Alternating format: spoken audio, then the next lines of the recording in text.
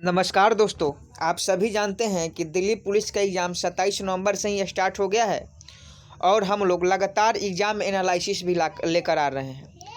तो उसी exam analysis के माध्यम से हम लोगों ने यह निष्कर्ष निकाला है कि जीके के जो क्वेश्चन है वह स्टैटिक जीके और मॉडर्न जीके से ज़्यादा क्वेश्चन पूछा जा रहा है। तो इसीलिए हम 50 जीके लेकर आए हैं जो आने वाले शिफ्ट के बच्चों के लिए बहुत ही फ़ायदेमंद है। अगर आप यह वीडियो देखकर जा रहे हैं तो हम गारंटी देते हैं कि इस वीडियो में से 5 से 7 क्वेश्चन आपके एग्ज़ाम में देखने को मिलेंगे, क्योंकि यह 50 क्वेश्चन हम टॉप एक्सपेक्टेड क्वेश्चन करवाएंगे, जिसमें से आपको एग्ज़ाम में 5 से 7 नंबर क्वेश्चन ऐसे होंगे जो इस वीडियो से होंगे। और इसमें करंट अफेयर्स नहीं है, क्योंकि करंट अफेयर्स का वीडियो जो है वह हम आपको पहले ही दे चुके हैं। तो आप भी इस वीडियो को देखिए। अगर आपका एग्ज़ाम दिल्ली पुलिस में का नेक्स्ट शिफ्ट में है या अगले दिन है तो आप इस वीडियो को जरूर देखिएगा, क्योंकि आपके लिए बहुत ही फ़ायदेमंद है। क्योंकि एक वीडियो देखने से अगर आपका 5 से 7 जीके अगर प्रश्न आ जाता है तो रटने की हमें कोई आवश्यकता नहीं है। तो चलिए इस वीडियो को स्टार्ट करते हैं। पहला क्वेश्चन है कि भगवान बुद्ध को ज्ञान की प्राप्ति कहाँ हुई थी। तो भगवान बुद्ध को ज्ञान की प्राप्ति कहाँ हुई थी? बोध गया में हुई थी। अगला प्रश्न है आर्य समाज की स्थापना किसने की? तो आर्य समाज की स्थापना स्वामी दयानंद ने की। अगला प्रश्न है पंजाबी भाषा की लिपि कौन सी है? तो पंजाबी भाषा की लिपि जो है वह गुरुमुखी है। हम जल्दी जल्दी इसलिए पढ़ रहे हैं या बतला रहे हैं ताकि आप कम समय में 5 से 7 क्वेश्चन कर जाएं, क्योंकि आपको और भी सब्जेक्ट की तैयारी करनी है। इसलिए हम चाहते हैं कि 5 से 7 मिनट के क्वेश्चन में 5 से 7 मिनट के वीडियो में आपका 5 से 7 क्वेश्चन कंप्लीट हो जाए। तो आप ध्यानपूर्वक देखिएगा और वीडियो पसंद है तो वीडियो को शेयर जरूर कीजिएगा और लाइक भी कर दीजिएगा। अगला प्रश्न है कि भारत की मुख्य भूमि का दक्षिणतम किनारा कौन सा है? तो यह कन्याकुमारी। अगला है कि भारत में सबसे पहले सूर्य किस राज्य में निकलता है? तो भारत में सबसे पहले सूर्य जो है वह अरुणाचल प्रदेश में निकलता है और अरुणाचल प्रदेश की राजधानी ईटानगर है। अगला प्रश्न है कि इंसुलिन का प्रयोग किस बीमारी के उपचार में होता है? तो इंसुलिन का प्रयोग जो है मधुमेह के बीमारी के उपचार में होता है। अगला प्रश्न है बिहू किस राज्य का लोक प्रसिद्ध त्यौहार है? तो असम का जो है वह बिहू प्रसिद्ध त्यौहार है और असम की राजधानी दिसपुर हो जाएगी। अगला प्रश्न है कौन सा विटामिन आंवले में प्रचुर मात्रा में मिलता है? तो विटामिन सी जो है वह आंवले में प्रचुर मात्रा में मिलता है।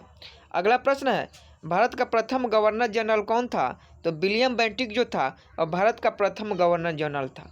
अगला है का कागज का आविष्कार किस देश में हुआ? तो कागज का आविष्कार चीन देश में हुआ। अगला प्रश्न है गौतम बुद्ध का बचपन का नाम क्या था? तो गौतम बुद्ध का बचपन का नाम सिद्धार्थ था। अगला प्रश्न है भारत में सशस्त्र बलों का सर्वोच्च सेनापति कौन होता है? तो राष्ट्रपति होते हैं और भारत के राष्ट्रपति कौन है? रामनाथ कोविंद जी हैं। अगला है रतौंधी किस विटामिन की कमी से होती है? तो विटामिन ए की कमी से रतौंधी होती है। और हमारे जो भारत के राष्ट्रपति हैं वह रामनाथ कोविंद हैं। वह कितने नंबर पर राष्ट्रपति बने हैं? तो 14वें नंबर के राष्ट्रपति हैं। अगला प्रश्न है पोंगल किस राज्य का त्यौहार है? तो पोंगल तमिलनाडु के पोंगल जो है वह तमिलनाडु राज्य का त्यौहार है और तमिलनाडु की राजधानी चेन्नई हो जाएगी। अगला प्रश्न गिद्धा और भांगड़ा किस राज्य का लोक नृत्य है? तो गिद्धा और भांगड़ा पंजाब राज्य के लोक नृत्य है। अगला प्रश्न है टेलीविज़न का आविष्कार किसने किया? तो जॉन लोगी बियर्ड ने टेलीविज़न का आविष्कार किया। अगला प्रश्न है भारत की पहली महिला शासिका कौन थी? तो भारत की पहली महिला शासिका रजिया सुल्तान थी, जो इल्तुतमिश की बेटी थी। अगला प्रश्न आपसे पूछेगा कि मछली किसकी सहायता से सांस लेती है? तो गल्फरों की सहायता से मछली सांस लेती है। अगला प्रश्न है इनकलाब जिंदाबाद का नारा किसने दिया? तो भगत सिंह ने इनकलाब जिंदाबाद का नारा दिया। अगला प्रश्न है कि जलियांवाला बाग हत्याकांड कब और कहाँ हुआ था? तो 1919 ईस्वी में अमृतसर में जलियांवाला बाग हत्याकांड हुआ था, जिसमें निहत्थे लोगों पर जनरल डायर ने गोली चलाने की आदेश दे दी थी, जिसमें बहुत से लोगों की मौत हुई गई थी। अगला प्रश्न है 1939 में कांग्रेस के छोड़ने के बाद सुभाष चंद्र बोस ने किस दल की स्थापना की? तो फॉरवर्ड ब्लॉक की स्थापना की। अगला प्रश्न है पंजाब केसरी किसे कहा जाता है? तो लाला लाजपत राय को पंजाब केसरी कहा जाता है। अगला प्रश्न है सैंडर्स की हत्या किसने की थी? भगत सिंह। अगला प्रश्न है 1857 के विद्रोह में किसने अपना बलिदान सबसे पहले दिया? तो 1857 ईस्वी के विद्रोह में सबसे पहले अपना बलिदान मंगल पांडे ने दिया और सर्वप्रथम इन्हीं को फांसी पर चढ़ाया गया था। हम लोग कहते हैं कि खुदीराम बोस को सर्वप्रथम फांसी पर लटकाया गया था, लेकिन सर्वप्रथम 1857 में ही मंगल पांडे को फांसी दे दी गई थी। तो इसका राइट आंसर मंगल पांडे हो जाएगा। इसका PDF भी आप पा सकते हैं, जिसका लिंक इस वीडियो के डिस्क्रिप्शन में है। और वीडियो पसंद रहे तो वीडियो को लाइक जरूर कीजिएगा, क्योंकि 5 से 7 मिनट के वीडियो से आपका 5-7 क्वेश्चन अगर कंप्लीट हो जाए तो यह बहुत बड़ी बात है। और इस बात को आप आगे बढ़ाएं और अपने दोस्तों में भी शेयर करें, ताकि जो दोस्त आपके आने वाले नेक्स्ट शिफ्ट में उनका एग्ज़ाम है वह 5 मिनट का वीडियो देख कर जाएँ और 5 से 7 कंप्लीट क्वेश्चन करके आएँ।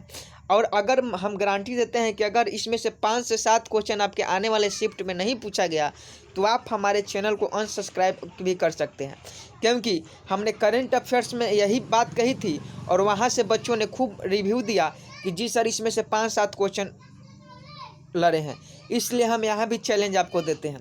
अगला प्रश्न है, भारत की पहली महिला राज्यपाल कौन थी? तो सरोजिनी नायडू। उत्तर प्रदेश के मुख्यमंत्री योगी सरकार है और वहाँ की जो अभी राज्यपाल है वह आनंदीबेन पटेल है। अगला प्रश्न है, माउंट एवरेस्ट पर 2 बार चढ़ने वाली पहली महिला कौन थी? तो माउंट एवरेस्ट पर 2 बार चढ़ने वाली पहली महिला संतोष यादव थी। और केवल माउंट एवरेस्ट पर चढ़ने वाली प्रथम महिला कौन थी? तो बछेंद्री पाल थी।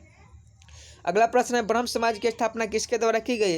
राजा राम मोहन के द्वारा 1885 में मुंबई में की गई। अगला प्रश्न है कि स्वामी दयानंद सरस्वती का मूल नाम क्या था? तो मूल शंकर इसका राइट आंसर हो जाएगा। अगला प्रश्न है, वेदों की ओर लौटो का नारा किसने दिया? तो दयानंद सरस्वती ने वेदों की ओर लौटो का नारा दिया। अगला प्रश्न है, रामकृष्ण मिशन की स्थापना किसने की? तो स्वामी विवेकानंद ने रामकृष्ण मिशन की स्थापना की। अगला प्रश्न है, वास्को डी गामा भारत कब आया? 1498 ईस्वी में। और वास्को डी गामा कहाँ का निवासी था? तो पुर्तगाल का निवासी था। यही क्वेश्चन है कि वास्को डी गामा कहाँ का रहने वाला था? पुर्तगाल। अगला प्रश्न है, हवा महल स्थित है जयपुर को पिंक सिटी के नाम से जाना जाता है या राजस्थान की राजधानी? अगला प्रश्न है, सिख धर्म के संस्थापक किस सिख गुरु को माना जाता है? तो गुरु नानक के। सिखों का प्रमुख त्यौहार कौन सा है? तो बैसाखी सिखों का प्रमुख त्यौहार है। बैसाखी त्यौहार के ही दिन 13 अप्रैल 1919 को जलियांवाला बाग हत्याकांड हुआ था। अगला प्रश्न आपसे पूछ सकता है कि लौह पुरुष किस महापुरुष को कहा जाता है? तो सरदार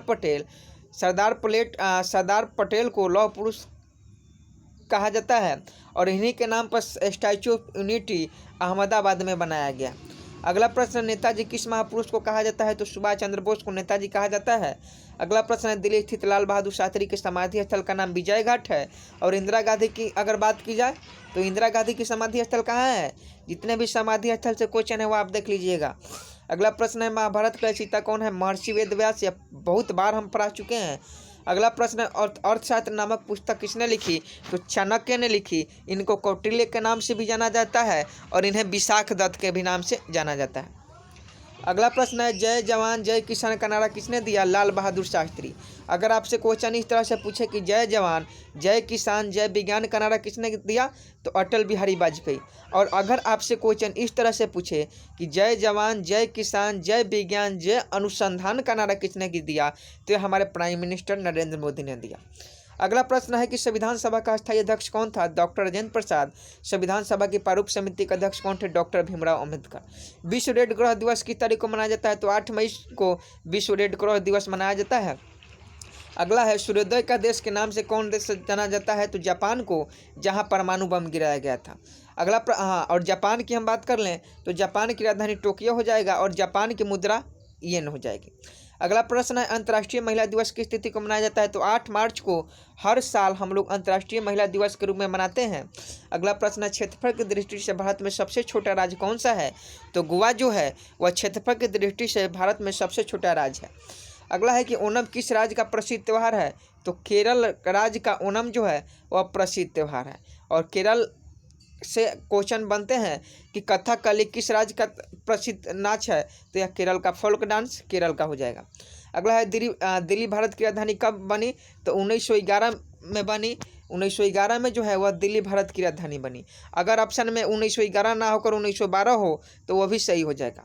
अगला प्रश्न है, सबसे चमकीला ग्रह कौन सा है? शुक्र, जिसे भोर का तारा, शाम का तारा, इवनिंग स्टार, मॉर्निंग स्टार के नाम से जाना जाता है। अगला प्रश्न है, भारत का राष्ट्रीय पशु कौन सा है? तो बाघ है। तो बहुत ईजी क्वेश्चन है, ये नहीं ये पूछेगा। तो ये थे 50 क्वेश्चन जो आपके एग्जाम की दृष्टि से बहुत ही महत्वपूर्ण है। अगर आपका भी एग्जाम नेक्स्ट शिफ्ट में है तो आप इस क्वेश्चन को जरूर करके जाइएगा, क्योंकि यहाँ से क्वेश्चन 5 से 7 नंबर का क्वेश्चन निश्चित है कि आपके एग्जाम में देखने को मिलेंगे। तो आप इस वीडियो को जरूर देखिएगा। और इसका PDF का लिंक अगर आप चाहते हैं तो वैसे तो आप PDF की ज़रूरत नहीं है, फिर भी अगर आप PDF लेना चाहते हैं तो इस वीडियो के डिस्क्रिप्शन में जाइएगा, जहां PDF का लिंक होगी। तो मिलते हैं नेक्स्ट वीडियो में, और इस वीडियो को लाइक कीजिए, शेयर कीजिए, और 1 घंटे के बाद हम इस वीडियो पर 1 के लाइक चाहते हैं, क्योंकि अभी बहुत सारे ऐसे बच्चे हैं जिनका एग्ज़ाम नहीं हुआ है। जिनका हो गया उनके लिए तो ठीक है, लेकिन जिनका नहीं हुआ उनके लिए यह बुरी बात है। आप इस क्वेश्चन को जरूर देख के जाइएगा, क्योंकि यहाँ से 5-7 नंबर के क्वेश्चन जरूर मिलेंगे, क्योंकि हम लोग एग्ज़ाम एनालिसिस के आधार पर यह क्वेश्चन आपके लिए लेकर आए हैं। तो जय हिंद, जय भारत।